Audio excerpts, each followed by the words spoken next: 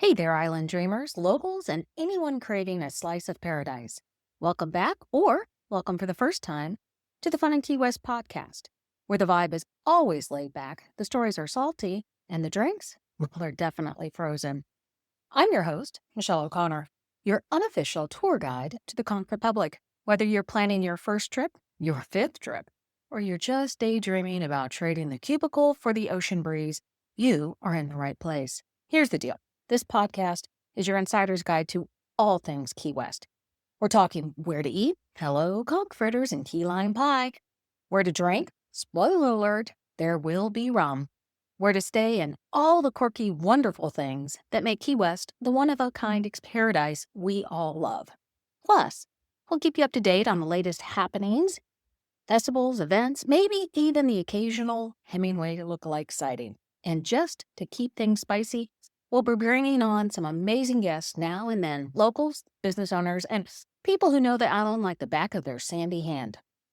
So grab your flip-flops, pour yourself a cold one, and let's escape to the island state of mind together, whether you're tuning in from your hammock or your commute, while wishing it was a hammock.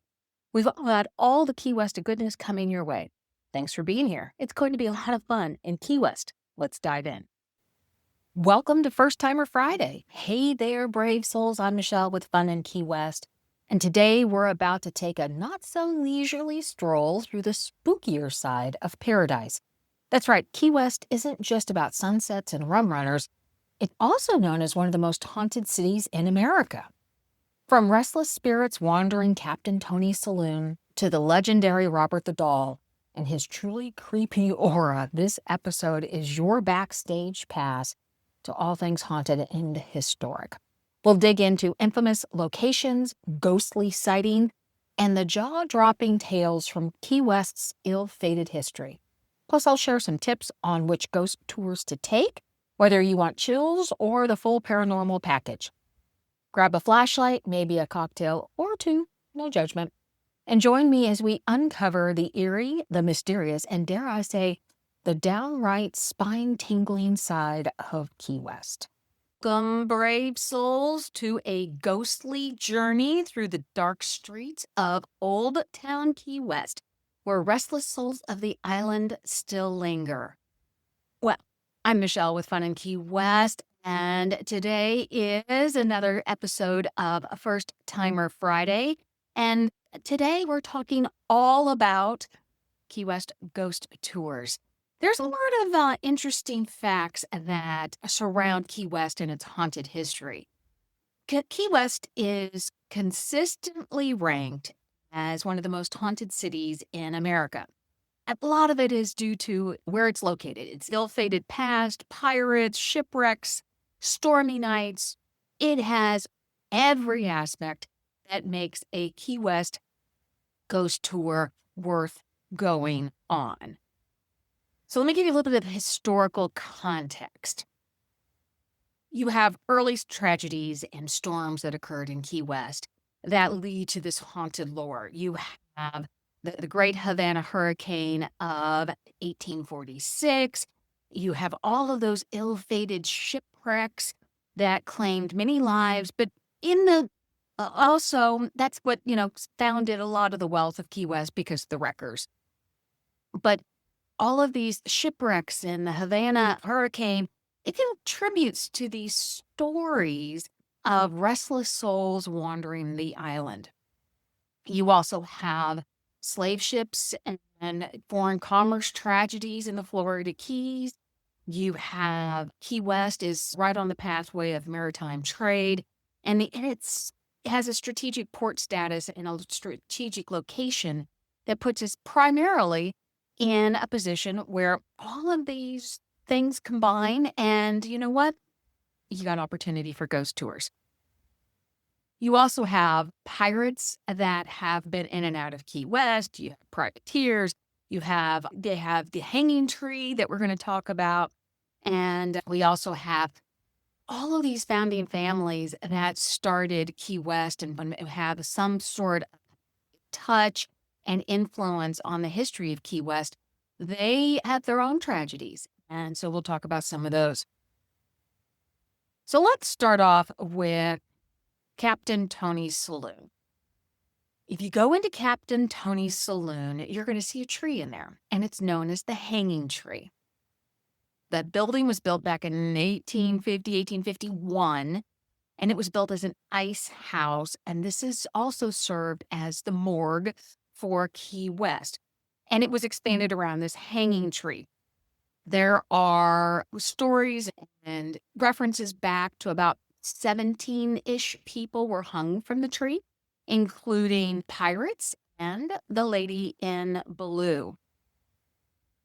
Workers have even found human bones and gravestones. Think back to Elvira and Reba Sawyer under the floorboard whenever they were renovating the building. So the lady in blue, the story goes that she was hanged in a blue dress that was covered in blood because she murdered her family because her husband was caught cheating. And supposedly there's sightings of her around the women's restroom whenever you go into Captain Tony's.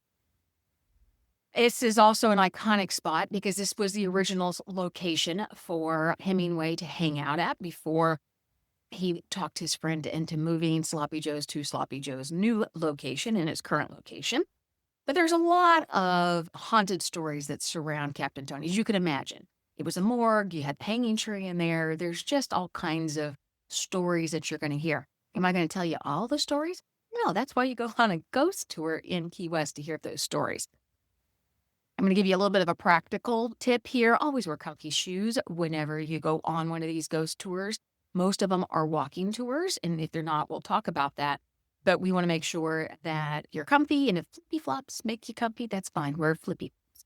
Some of the pub crawls are also haunted crawls, so maybe you'll pick up a cocktail along the way. Not necessarily thought of as a haunted location in Key West, but the Key West Shipwreck Treasure Museum has a history. This former cistern is attached to the building.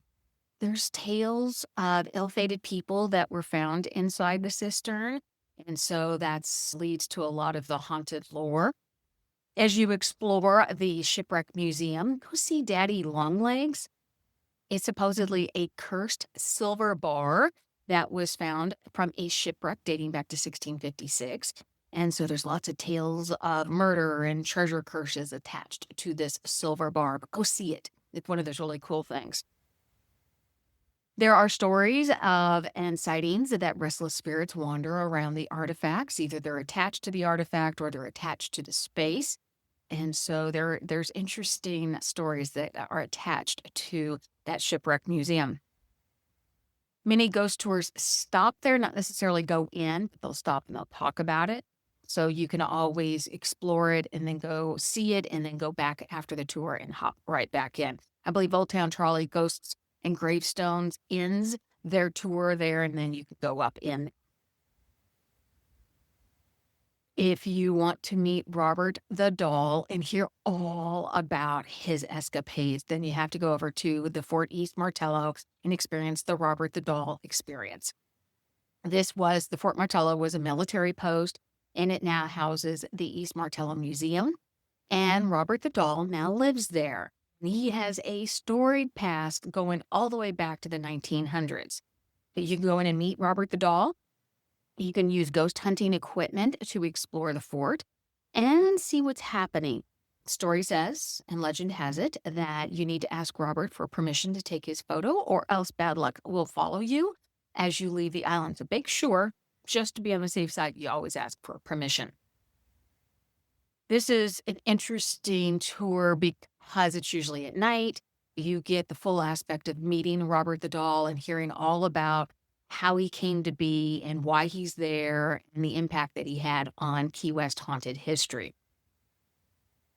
If you're wandering down Duval, you will see St. Paul's Episcopal Church. It is a beautiful church, but they also have the cemetery there. And this church was founded in the 19th century. But it's been destroyed and rebuilt. It was destroyed by hurricanes and then the Great Fire of 1886. But legend has it that John Fleming, who was a sea captain, is buried back there. And the widow wanted to make sure that he was never moved. as you wander through the cemetery know that nobody's real sure where John Fleming is, but the rumor has it that he is there. There's rumors that sometimes he wanders through there. There's also sightings of children spirits near an angel that died in a tragic church fire there. So be sure to check some of those stories out while you're out there. Some of those ghost stories also include apparitions in a flimsy white vapor that you might see. You can sometimes feel people have reported wind gusts near graves, and sometimes they hear children's voices. But you can take a tour of that and be sure to walk around there.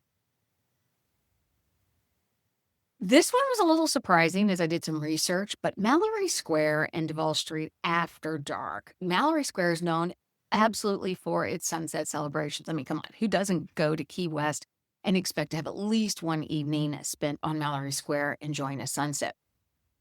But there's also rumors and tales of ghosts and apparitions that wander Mallory Square because of ill-fated shipwrecks and restless spirits that wander the waterfront. So in Duval bars, there's many bars. You can go on a haunted pub crawl where you'll go on a tour and you'll go in and out of some of these haunted pubs up and down Duval. Hard Rock Cafe is one that you will probably visit. There are rumors that there is a person who wanders the second floor. So make sure that, as you start to pick the kind of tour you have and what you want to do, it's all lined up with where you want to be and how you want to enjoy that.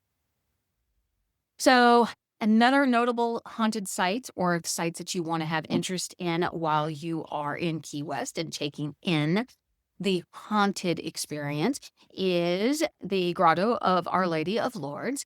And this is generally believed to be sacred site. And this is where supposedly the prayers were made and the whispers were done. And this is what keeps Key West protected from a direct hit from a hurricane. Key West Aquarium and Majestic, St. Paul's Church. We've talked about St. Paul's before, but the aquarium isn't necessarily a haunted place, but you've got nautical tragedies that can link back and you can see maybe what was happening within the seas around there. Again, I mentioned a lot of the historic homes in Key West are traced to the founding families that had an absolute influence in building Key West. And some of these homes still have maybe some of the ancestors still wandering through those homes. So when you go onto a ghost tour, and I'm going to encourage you to head over to FunInKeyWest.com, check out under what to do, check out our ghost tours. You can book them right there. You're going to have a walking tour option or maybe a trolley tour option. If you're walking, it's going to be more intimate, a smaller group. You're going to be more close up in the streets of Old Town. So you're going to want to wear those comfortable shoes, and it's a more hands-on event. Some of them, if you get more insight into stories, you can ask more questions. Some of those you get to use ghost hunting equipment and really dive into the haunted experience. Old Town Trolley does ghosts and gravestones, and it's a trolley, and it's more of a theatrical experience. And you get to go through the trolley is doomed, and it's heading through the streets of Key West. And then you end up seeing from a trolley perspective some of those haunted sites. Like I mentioned before, you could also do a pub crawl tour. So you can combine haunted pub spots such as Captain Tony's and other bars and have a ghost host guide and that takes you around and gives you the stories that link back to why this person might be wandering through this establishment. And then, of course, you can enjoy adult beverages while you hear these ghost stories. Then you've got more of a paranormal investigation tour, which would be the Robert the Doll experience. You get to use those ghost hunting equipment. You can do VIP adventures with exclusive access to other areas. So those are fun. Take note if you are going on a ghost tour and it's deemed family friendly versus adult only. If you show up with somebody that is underage and it's an adult only tour, they probably won't take you. So some are not suitable for children under 13 just for stories that are going to be told and the actual experience. And others are more family friendly. They tell milder stories and it's not as scary. You can also do private tours, and we have access to a lot of those as well. So you get to tailor how you want to have that experience. Most ghost tours in Key West last about an hour and a half, about 90 minutes. And you can take photos. So bring your water, you can take your photos. And if you want to have more of that intimate experience, I would encourage a walking tour versus the trolley tour.